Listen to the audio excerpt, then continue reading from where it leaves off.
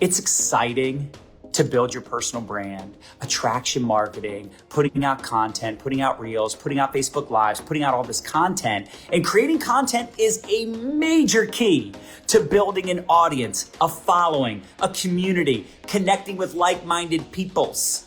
But at some point, you have to create curiosity around your product, around your opportunity. Otherwise, you're going to have to rely on proactively reaching out to people all the time and asking them to take a look at your products, asking them to take a look at your opportunity.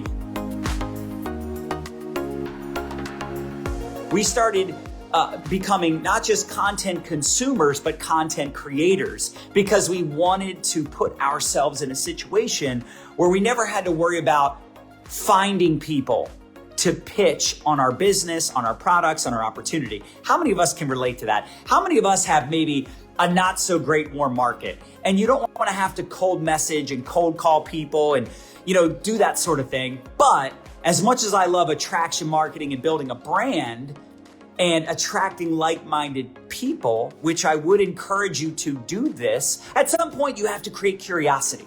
At some point, you have to talk about your products without saying the name of the product. But you want to do it in fun, creative ways that grabs attention. So you can raise curiosity versus raising resistance. See, some people, they show up on social media like a damn infomercial, very spammy. And you don't want to come across as a spammer. You don't want to come across as an infomercial. But at the same time, if I land on your page right now and I have no idea what you do, I have no clue how you make money or the benefit I'm going to get from following your page outside of maybe just value, right? If I don't know that you have a product or you have a business, then how am I going to ask you about something that I have no clue that you have to offer? So anyway, I can go on rants about this all day long, but you want to really blend the two together, right? You want to get good at marketing so you can attract people, so you can get attention. You want to get good at attraction marketing for sure. But curiosity marketing, the best curiosity marketers that I know are the ones that make the big bucks. So let's talk about it. Let me give you some examples of things you can do to create curiosity, right? You could do videos, obviously. You could do posts, obviously. I'm going to give you specific post examples. Now, some of these are off the top of my head. Some of these are just ways for you to kind of understand the principle or the psychology of creating curiosity. It's like you want to leave like an open loop where it's like you give them just enough information, but not enough for them to know exactly what the product is, not exactly what the company is. So it's like they got to close that loop by asking you, by reaching out to you.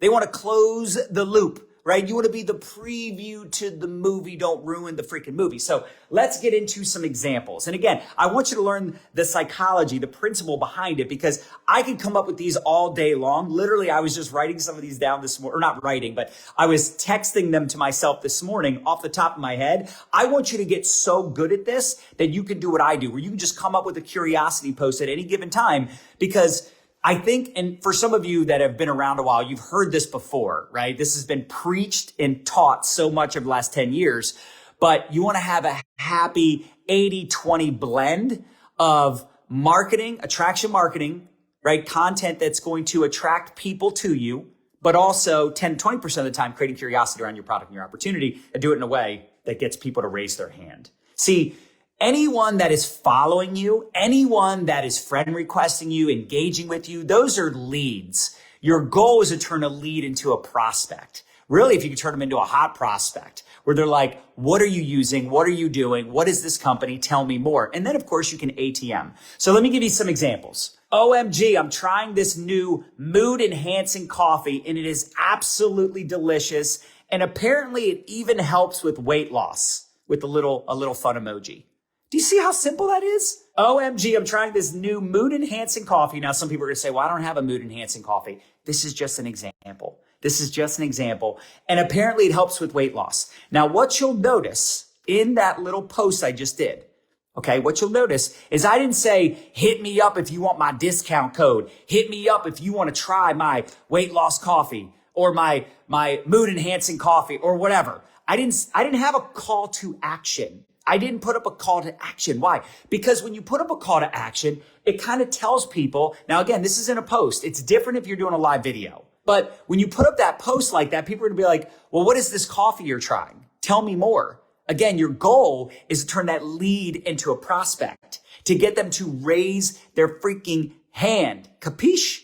Anyway, that's just one example. Here's another example. Wow, I just tried this new belly blaster and it really does taste like brownie batter. Super excited to see the results. Again, I didn't say, hit me up if you want to try it too. Hit me up if you want my link. I didn't say any of that. Now, do I think you should have a call to action when you're doing videos, posts, stories? Sure, but test it out. Sometimes when you put up a call to action, it makes people question your motive. It makes them stop and think, okay, I'm interested, but clearly they're selling it. I want you to think like this. Because I know, again, we make money selling products. I get it. Look, you're speaking my language. We're on the same page. We're on the same sheet of music. Is that how you say it? Right? I understand, but here's the dealio. People are naturally skeptical. If you were skeptical when you first heard about network marketing or the company that you're a part of, you ended up buying, you ended up joining, but how many of you were skeptical at first? That's called normal. I'm skeptical of people that aren't skeptical. I'm skeptical when someone's in my inbox like, hey, I'm ready to buy your product and join your team. You're like, wait a second, what's going on? What's the catch? Right? It's totally normal that someone's going to have some skepticism. So if you post in a way, watch this, write this down. This is a good way to think through posting about your products. I want you to post in a way that if you didn't make money, I know this is weird. It's like reverse psychology here, but if you didn't make money selling that product, how would you promote it? Like maybe it's your favorite Netflix show. Maybe it's your favorite new HBO series. Maybe it's your favorite new restaurant, whatever. How would you post about that thing? Because you don't make money promoting Netflix or HBO. You don't make money promoting that restaurant. How would you promote that new product, that product you're using, if you didn't make money on it? That's just one way to think through your content when you're creating curiosity, okay? How about this? OMG, this compensation plan is blowing my mind now that I understand it. And I can't believe I've already rank advanced twice. Here's another one. Wow, I've never had mentorship before, and I'm so excited to learn from these super successful people. They're so knowledgeable and down to earth. It makes me even more excited for my future with this company. What company, John? What company are you a part of? Do you get it? Is this starting to make some sense? You want to be the preview to the movie? Don't freaking ruin the movie. The goal of the preview is just to get them to buy a ticket.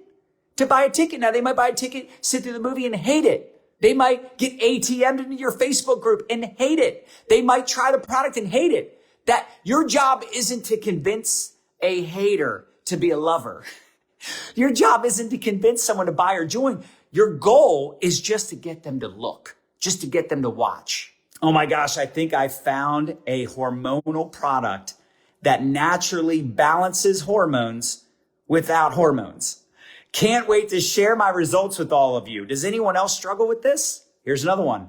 I finally caved and decided to try this liquid collagen. It's a little more expensive than my powder, but apparently it's 10 times better. Have you tried collagen before? I'm so excited to see the results in 30 days. The reason I did that, I want you again, think about the psychology. It's being honest and you're talking about a negative point of view. Just one little negative in there. Why? Why do you throw a little negative in there? That it's more expensive?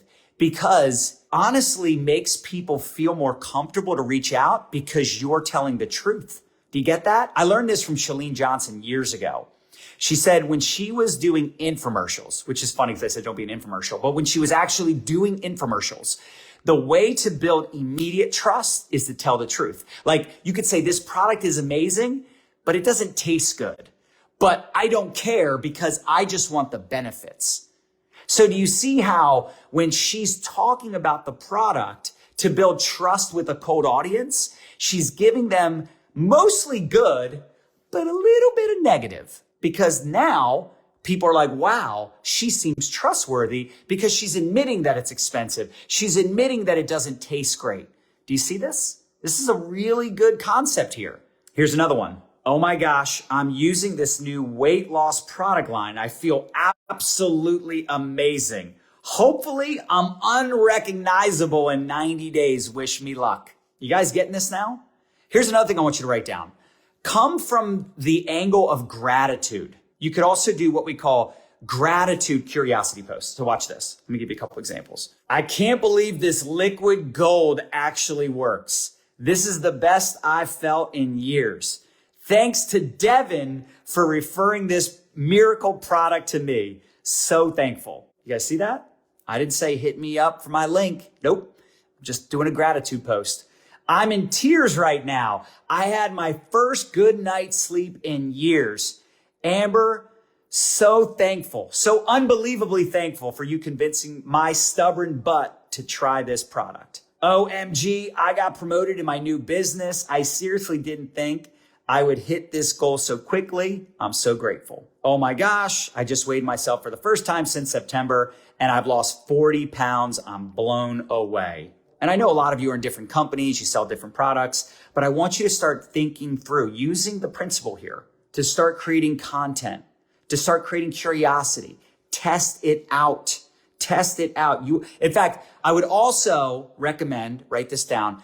I would also recommend when you create curiosity to do it with a selfie.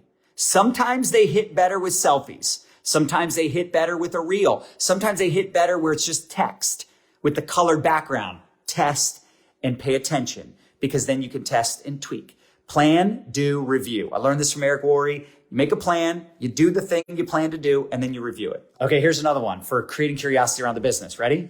I'm taking a big leap of faith and officially launching my social retail business.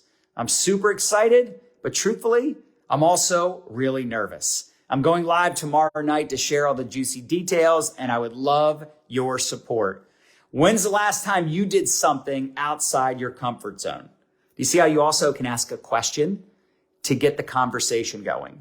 And people, of course, are going to be like, well, what is it? Like one of the launch posts we always teach on our team is, OMG, I did a thing with an excited selfie post, right? Because again, people are going to be like, what do you mean you did a thing? You got a new job? You quit your job? Did you buy a house? Are you pregnant? Like they're so curious, right? Our whole goal is to, again, raise curiosity versus raising resistance. Okay, here's another one. This is funny. Supposedly, this new product I'm trying increases my libido. Yes, I said that. My husband seems to be the most excited with a laughing emoji. Again, just fun examples I'm giving you. You guys can make these your own. I would always recommend testing these conversations out, but I think anytime you post something funny, it equals money. All right, here's another thing. Here's another formula I want you to write down when it comes to creating curiosity. Okay, PSR. PSR. I came up with this years ago because I just needed to sometimes, for myself, for my own brain, I needed to have kind of a foundation, a formula for when I'm going to create curiosity. PSR.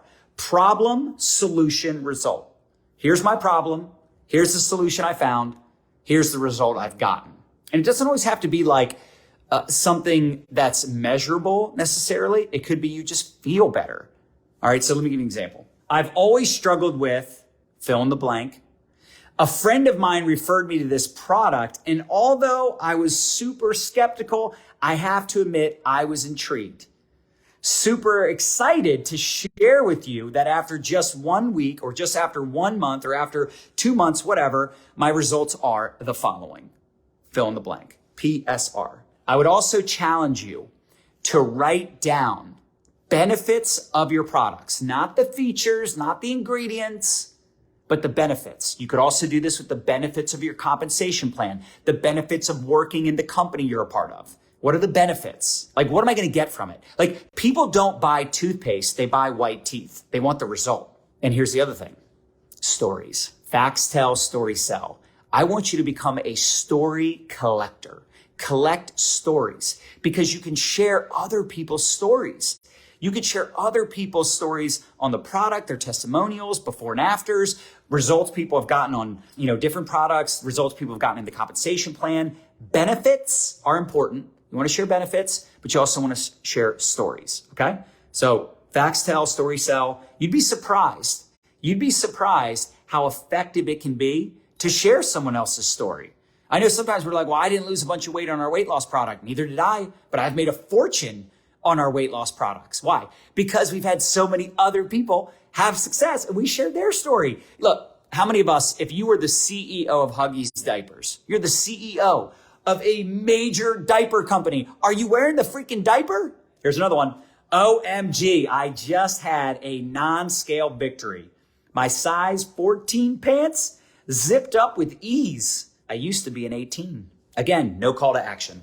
So those are some of my best examples. Don't get so caught up in this analysis paralysis trying to figure out your brand and figure out your niche. Like, just start creating content on a consistent basis. That could be posts, that could be reels, TikToks, Facebook Lives, stories. So test it out, figure that out along the way, but please don't get away from creating curiosity around the thing you promote, around the thing you sell. You need to monetize. You need to make money, not in every post, not in every video, but if you're not building up a library of content and you're not collecting leads, because you also have to build an email list, a text list, a Facebook community of some sort eventually, so you can capture leads.